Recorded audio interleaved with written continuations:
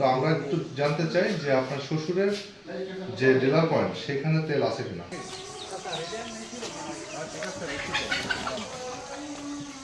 আপনার আপনার ব্যবসাটা কিসে? স্যার আমি এমনি মোটরসাইকেল ওয়াশ টাশ করি, তারপরে এমনি মোবাইল টোবাইল বিক্রি করি আর এই তেল টেল। বুঝছো, ওই অকেন আছে। সবগুলো কি খালি দাম? ঠিক আছে।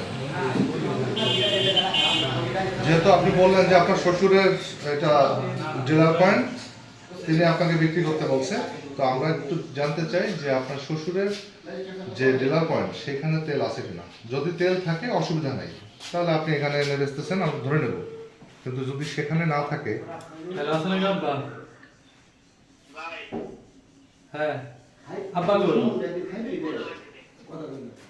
গরু দাবাইতেছে না? আব্বার কাছে একটু নিয়ে দিদি। না ওনাকে জিজ্ঞেস করুন।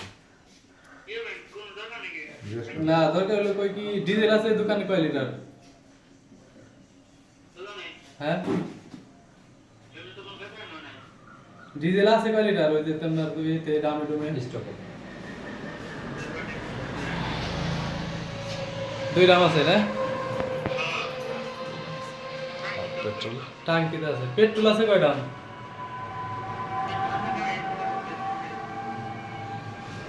আট নয় আছে। ডিজেল দুটা ডিজেল দুইটা আছে। কত করে দিচ্ছি? ডিজেল কয় টাকা বেচছাও দোকান থেকে ওই যে দামে থেকে?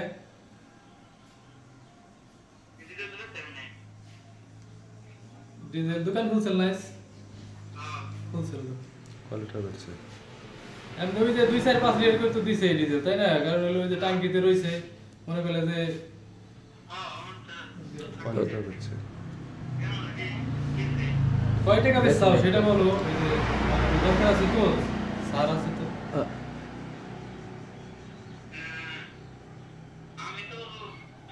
থাকে না বেশি না। আজকে কয় লিটার বেচছে আজকে?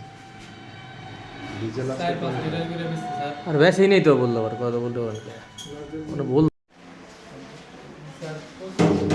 সব বিক্রি করে ফেলছেন যেগুলো খালি? না স্যার সব ভরা ছিল না স্যার। আচ্ছা, মানে মোট কতগুলো ব্যারেল আছে এখানে?